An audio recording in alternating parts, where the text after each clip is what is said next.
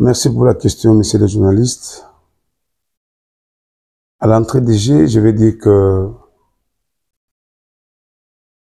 le président Félix-Antoine Tshisekedi, dans ces pays, certainement il a une mission que Dieu lui a confiée.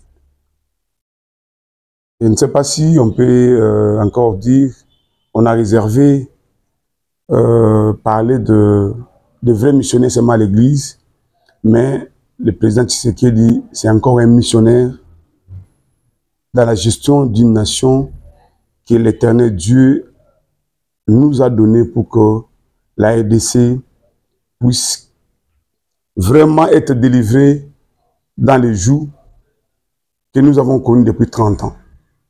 Vous savez, il y a eu un temps où Mobutu partait parce que l'agression rwandaise était là. Nous avons connu le président Laurent Désiré Kabila qui, après avoir été accompagné par les Rwandais, il a compris qu'il devait se débarrasser des Rwandais. Et quand il a pris la ligne de chercher la délivrance de la RDC, hélas, il a été tué. Mais aujourd'hui, nous avons un fils de la promesse, que moi je peux dire, que je peux appeler aujourd'hui Tshisekedi Félix Antoine, qui y est venu enlever la voile, qui est venu déclencher une question qui était autrefois tabou, qu'on ne devait pas toucher, et toucher les intérêts de Rwanda, toucher les intérêts de soi-disant la minorité, qui devrait conquérir l'Afrique et pourquoi pas le monde. Oui, il y a certaines personnes qui peuvent dire l'armée, c'est pas dans les 5 ans où on devait organiser cette armée, pourtant que depuis 18 ans, l'armée a été détruite. L'infiltration jusqu'au nerf, jusqu'au sang. Et c'est pas dans les 5 ans. Il n'y avait pas seulement, il n'y avait pas une seule activité, qui est l'activité de réformer l'armée. Il y avait beaucoup de secteurs que le président de la République devait toucher dans le premier mandat. Mais les autres savaient qu'on doit faire souffrir la RDC. Le président est arrivé. Moi, je vous dis la signature de cet accord au niveau de Washington. Je ne fais que soutenir l'initiative. Et tout ça, ce sont des retombées, ce sont des résultats de la forte diplomatie du président de la République qui donne l'impulsion à son gouvernement et que nous puissions avoir ces résultats. Moi, comme membre de l'IDPS, je ne fais que saluer l'acte, la concrétisation de ces documents hier, et nous pensons que si le terrain, nous allons suivre les actions concrètes, et puis le pays va retrouver son intégrité et son développement, bien sûr, parce que s'il y a la paix, il y aura un développement. C'est un souhait que le président voulait et que la population, et pourquoi pas l'IDPS en soi, nous puissions être contents de ça. Non, ce n'est pas un échec. Celui qui dit que c'est un échec, il ne comprend pas. Le président a dit, je ne peux pas d'abord négocier avec le M23, mais je dois négocier par les commanditaires. Les commanditaires, on sait que c'est les Rwandais. Mais comme nous avons eu déjà les entretiens, nous avons eu des chemins à parler, des voies et moyens à parler avec le Rwanda. Et alors, les M23 devrait aussi, on ne devait pas négliger, parce que le président de la République, par sa vision, et même la vision de l'IDPS, c'est que nous devons partager la gestion du pays avec tout le monde. Nous ne pouvons pas négliger les uns pour dire que non, ils ne sont pas, non, ils sont importants. Mais d'abord, on devait commencer par la racine. La racine, c'est le Rwanda. Et comme nous avons déjà les pourparlers avec le Rwanda, rien n'empêche que nous puissions aussi parler avec les M23. C'est pas moi, parce que ce sont les deux qui faisaient une unité, une union contre la République démocratique du Congo. Mais hélas, dans cette unité-là, les Rwandais avaient la préséance. C'est comme ça que nous devrions d'abord commencer par la racine, et après la racine, on voit les feuilles. Donc, moi, je pense que ceux qui disent ça, ils ne comprennent pas la politique. Mais là, le président Félix Tshisekedi montre aux gens, montre à la communauté nationale et internationale sa manière, sa finesse de bien faire la politique. c'est-à-dire en vouloir que la paix soit dans son pays, que son pays retrouve son intégrité. C'est comme ça qu'il veut que toutes les situations, bien, tous les conflits puissent être terminés, élagués, et que la paix soit, que nous ne puissions pas perdre 1 mètre carré de notre superficie. Donc, c'est dans le cadre de la paix, dans le cadre du développement, dans le cadre du souci de sa population, que le président de la République est en train de chercher à mettre la paix partout. Non, non, je pense que dans la politique, tout est dynamique, mais nous avons déjà la tête. Nous connaissons déjà que l'infiltration, c'est parmi les voies de la destruction de notre armée. Mais je pense, dans les négociations, nous sommes très prudents et les négociations vont aller dans le sens de sauvegarder la force de nos forces de défense et non diminuer la force de nos forces de défense. Non, les négociations ne se feront pas comme les négociations de l'autre fois. Les négociations qui vont se faire, c'est avec prudence, mon frère. Il faut s'en réjouir. Est-ce qu'autrefois, qui devait citer même le Rwanda dans les lèvres? Non plus. Mais avec la diplomatie aujourd'hui, le Rwanda s'est vu étaler toutes les manœuvres dilatoires qu'il avait. Mais aujourd'hui, c'est pas comme ça. Même dans les négociations, même dans l'armée, je crois que ce n'est pas les brassages comme était, les brassages simples, bruts, sans... Non, non, non, mais on ne sait pas. Mais non, non, mais si... Non, non, mais si c'est tellement, il y a des Congolais, il y a des vrais Congolais. C'est pas aussi mauvais que de les prendre. Ce sont des Congolais. Mais non, non, mais oui, mais s'ils sont des Congolais, ils sont Congolais. Donc ils ont les sols, ils sont aussi ici de ce sol congolais. Donc on peut seulement, il y aura, même si on les intègre, mais il y aura quand même. Vous violez les textes. Non, non, on ne viole pas, mais on ne veut pas la vraie infiltration, c'est l'infiltration rwandaise. C'est-à-dire on infiltre beaucoup de Rwandais. Mais si quelqu'un est Congolais, de mère et de père, mais il peut reprendre l'armée congolaise parce qu'il est congolais. Mais nous ne voulons pas que dans ceux qui sont dans l'autre côté puissent être des Rwandais, des gens qui ont de nationalité douteuse entrer dans notre armée. Là, on ne fera pas. Vous voyez un peu mon frère, journaliste, depuis que Tshisekedi est là, vous voyez dans beaucoup de services, il y avait beaucoup de Rwandais. Mais aujourd'hui, dans l'armée, ici à Kinshasa, les Rwandais, au moins que dans des provinces. Mais aujourd'hui, nous ne voyons pas beaucoup de Rwandais dans notre armée. Ça prouve que quelque part, il y a quand même une diminution. Nous allons toujours faire un effort que les gens des nationalités douteuses ne puissent pas être dans notre armée. Ça, c'est clair. Mais le Goma est tombé entre les mains des pères et des mères, les généraux des pères et des mères qui ont... Bon, en fait, non, nous ne sommes pas là pour parler de Goma. La page de Goma, c'est une page de la guerre, certainement, c'est une page autrefois tournée, mais aujourd'hui, nous voyons un peu de l'avant. Goma est dans notre pays, Goma restera. Ne pensez pas que les Rwandais peuvent annexer Goma et même la population Nord Kivu, donc cela c'est Nord Kivu, Goma. Ils n'auront même pas la moindre minute d'accepter qu'ils soient annexés de l'autre côté. Donc là, c'est tombé, mais les négociations sont là. Et vous allez voir que Goma va être libéré sans condition. Bon, là, je ne te donne pas la réponse par rapport à engager les discussions avec lui. Mais pour ce que vous venez de dire avant, ce n'est pas le président de la République qui a déclaré. La première sortie médiatique du président honoraire de la RDC, Joseph Kabila, vous avez bien suivi qu'il a reconnu M23 comme un mouvement. Pourtant que quand il était ici, il ne reconnaissait pas ça. Il combattait. Je ne sais pas s'il y a eu mascarade. Mais la première sortie, il a reconnu certainement que c'était comme la personne qui soutenait.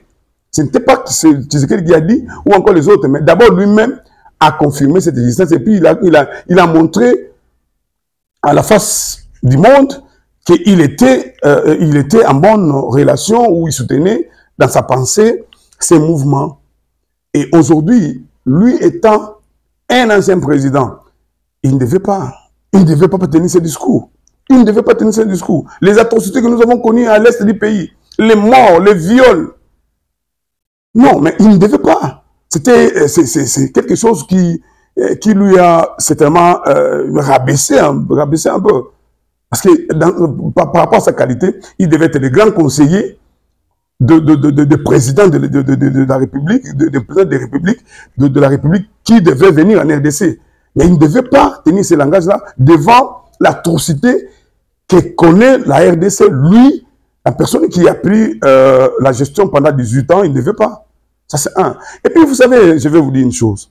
La politique rwandaise qui était en dessous de lui, c'est que la RDC devait être gérée, dirigée, avoir un président qui a des racines Tutsi. Ça, c'est vrai, c'est connu. C'est comme ça, vous voyez, même dans l'armée, moi, je peux vous dire, je suis de l'Équateur, je ne me cache pas. Quand vous voyez la disparition de nos vaillants généraux comme Bouzamabé, je vais aller même ici à l'oriental, le vieux Baouma, et pourquoi pas parler aussi de Mamadou, tout ça. Donc, tout celui qui était combattant, tout celui qui était nationaliste, un vrai combattant, les Rwandais faisaient qu'il y ait un effort de les tuer, de les éliminer, pour qu'on puisse laisser une armée comme du passoire, et que demain ou après-demain, nous puissions avoir un président de la République qui a vraiment des racines Tutsi, gérer la RDC, et puis c'était la mort de la RDC. Alors, tout ça, nous on voyait, et nous ne sommes pas surpris d'apprendre que le président Honoré Kabila soutenait bien les M23 ou encore l'autre mouvement. Là, c'est lui-même qui aurait montré à la face du monde cette appartenance ou cet attachement. C'est pas seulement dire que Bemba a dit, le président Tshisekedi a dit non. Mais c'est connu, et ça se voit. Vous avez même appris ici, on nous dit, oh non, il est passé par Goma ou quoi là.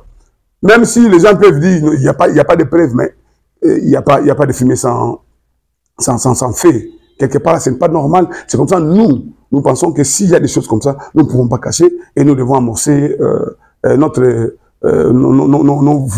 voies de défense par rapport à ça.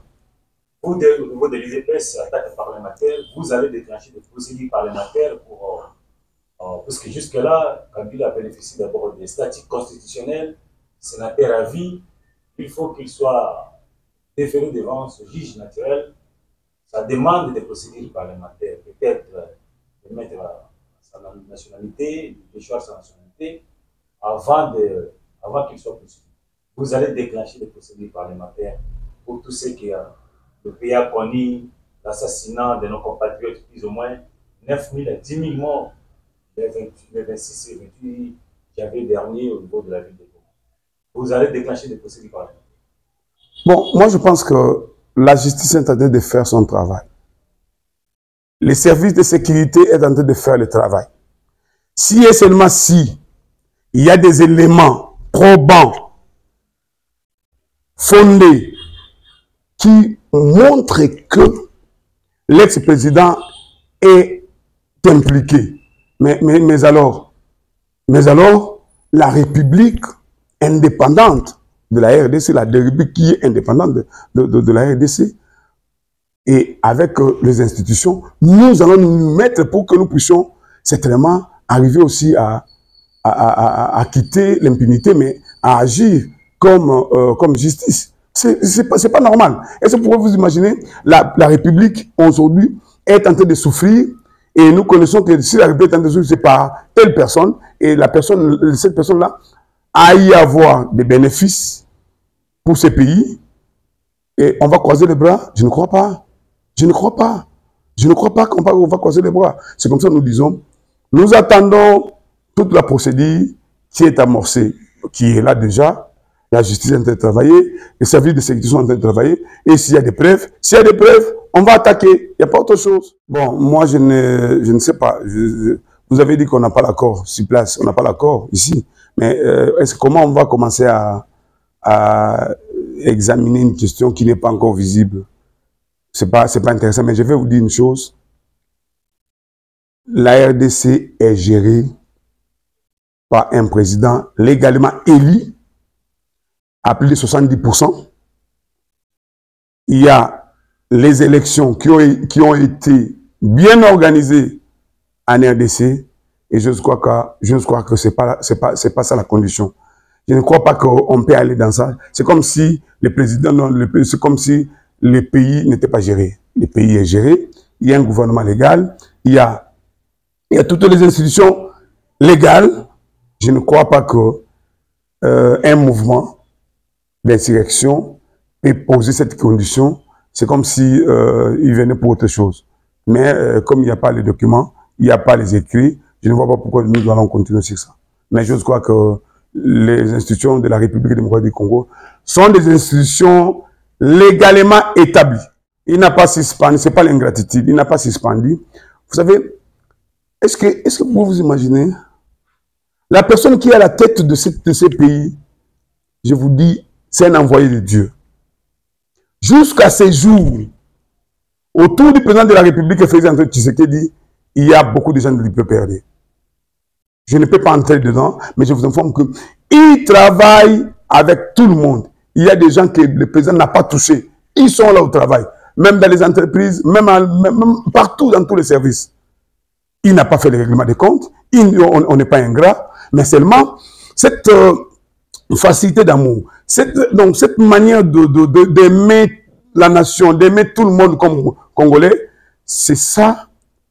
Aujourd'hui, les gens veulent nous considérer comme on est faible.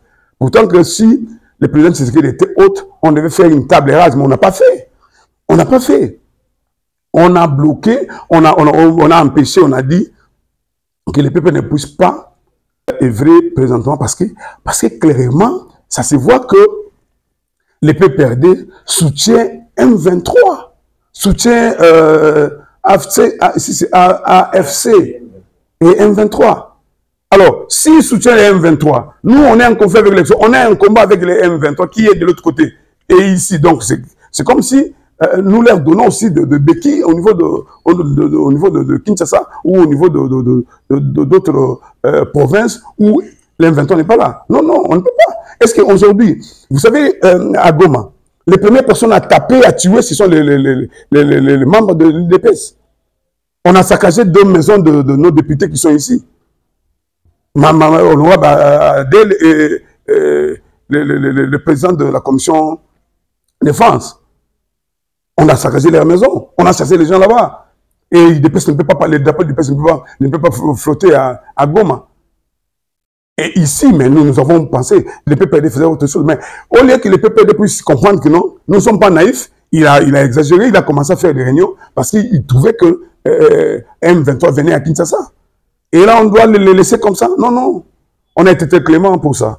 Bon, ce que je peux conclure, c'est que la population congolaise, et pourquoi pas toute la communauté internationale puisse comprendre que la guerre que nous subissons aujourd'hui, la souffrance que nous subissons aujourd'hui, les morts, les viols, les menaces, l'injustice que nous subissons aujourd'hui ne commence pas aujourd'hui, il y a de cela 30 ans. Le président Tshisekedi est venu il y a 6 ans, il ne devait pas faire tout. Et cette guerre, ce n'est pas sa guerre à lui, non. Si les gens ne comprennent pas, ce n'est pas la guerre à Tshisekedi. Ce n'est pas la guerre à IDPS. Mais c'est une guerre des méchants, ou bien de nos collègues, certainement du Rwanda, contre la République démocratique du Congo, contre la population congolaise. Nous devons nous unir. Nous devons faire confiance à notre président de la République pour que toutes les démarches qu'il est en train de faire et la diplomatie qu'il a mis en place puissent donner un fruit et que demain, les pays puissent être dans la paix, dans la liberté et que nous puissions amorcer le développement. Nous n'avons pas un problème avec nos pays voisins, mais hélas, ce sont nos pays qui sont en train de convoiter nos ressources et chercher à mettre les bateaux dans les roues de ce que les Congolais sont en train de faire. Nous devons soutenir, nous devons être derrière la vision du chef de l'État. Nous devons organiser notre armée, parce que certainement nous faisons la mobilisation de partout pour que le Congo puisse un Congo uni et fort et plus rien, un ennemi peut encore nous déranger. Nous comptons dans tout ce que nous faisons présentement et avec la diplomatie actuelle, nous pensons que toutes les démarches de la paix seront mises en place et que nous allons retrouver la paix de la RDC et pourquoi pas le développement de la RDC dans les jours qui viennent.